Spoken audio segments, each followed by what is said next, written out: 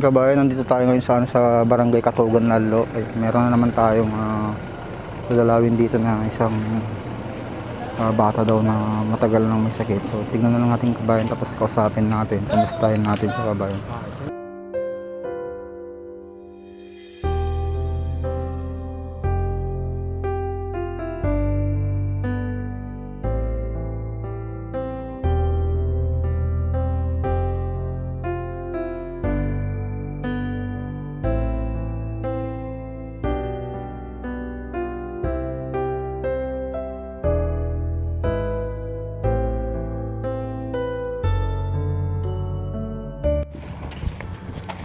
Yung bahay niya kabayan.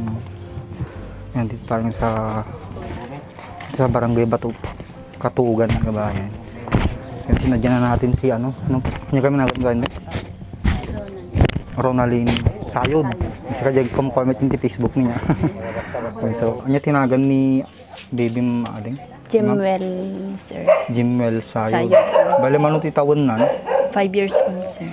5 years old. Anya ti findings si Dr. Ape kasta ti sakit mo? Ada buto niya puso na. Ay puso. Kaano pa nga na ti doktor nga kasi ti sakit mo? Edi baby gam isunan circuit kuha din niya nako isunan. Nangsit ti bibignan, sir. Numisit iti bibig na. Nangsit bibig na nga inwar ko. Tapos edi habang dumakdakil isunan, sir, kasi nalukmig isunan di baby. Habang dumakdakil isunan kit kumut-kut tong isunan, sir, so nga nag-decide kami nga ipanmidjay ipakita mi isunan ti cardio. Tapos kinita mi nagpatuda ko isuna. Kinita mi talaga nga dati. Sakit po Since baby ka na kasi diti kuanan. Puyos. Tapos 2019 bago COVID IJD, sir. Tapos ijayan ng lugiti check-up nun, sir. Kasi nang iti kuanan na to, halimbawa, every monthly check up so na? Dati maintenance na kasi jay? Oo, sir. Kasi mo, makay-ayam mo. Oo, makayayam pero unay nga agbayag. Alis tumabannog. Yes, sir. Nandito tayo kabayan, si, ano yung kami nagano, nalipan. Jimwell. Ngayon si Jimwell. Ngayon, kung sino yung mga gustong mag-abot ng tulong kabayan kay baby Jimwell, nandito lang sa may Katugan Atayo kayo lang po. Lalo. Yan, dito sa may Zone 4 Lalo. Yan. Pwede niyong sadyain dito kabayan para meron siyang maintenance saka panggastos sa mga gamot.